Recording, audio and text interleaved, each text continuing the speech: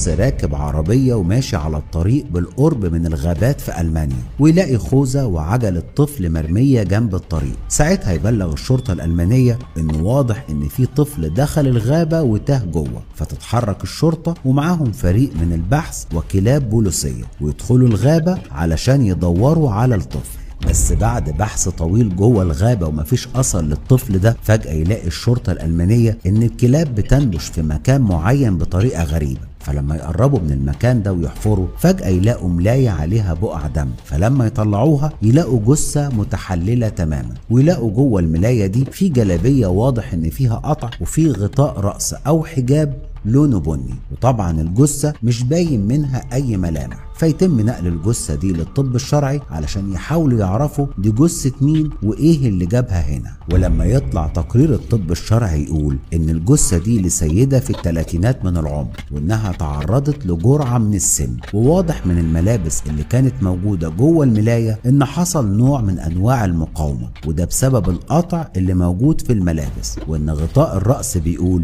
إن دي ست محجبة. وهنا يلفت انتباه رجال الأمن إن في بلاغ أصلا متقدم إن في واحدة عندها 34 سنة متغيبة، وبالصدفة ساكنة في مسافة تقريبا 5 كيلو من المكان اللي لقوا فيه الجثة، وعلشان كده يشكوا إنها إيمان. فيتعمل تحليل ال DNA ويتأكدوا فعلا إن دي جثة إيمان.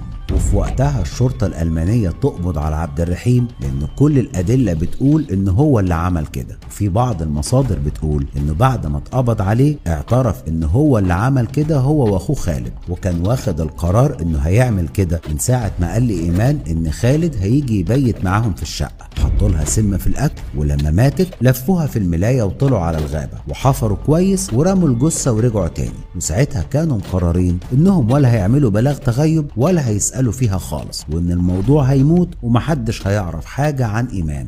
والمعلومات اللي كانت متوفرة كلها بتأكد إن عبد الرحيم هو فعلا اللي عمل كده. عنف وضرب وقلة قيمة، بني آدم مش سوي تماما. من البداية كداب في كل حاجة، من أول ما قال إنه مدير فندق وهو شيف في عيادة، وضحك عليها وعلى أهلها في كل تفاصيل حكى عنها.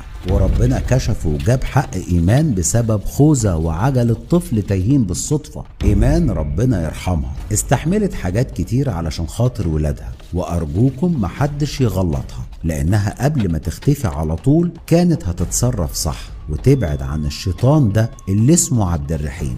المهم دلوقتي ان ولاد ايمان اللي معاهم الجنسية الألمانية لسه موجودين هناك، واهلها بيحاولوا انهم يجيبوهم على مصر، بس المشكلة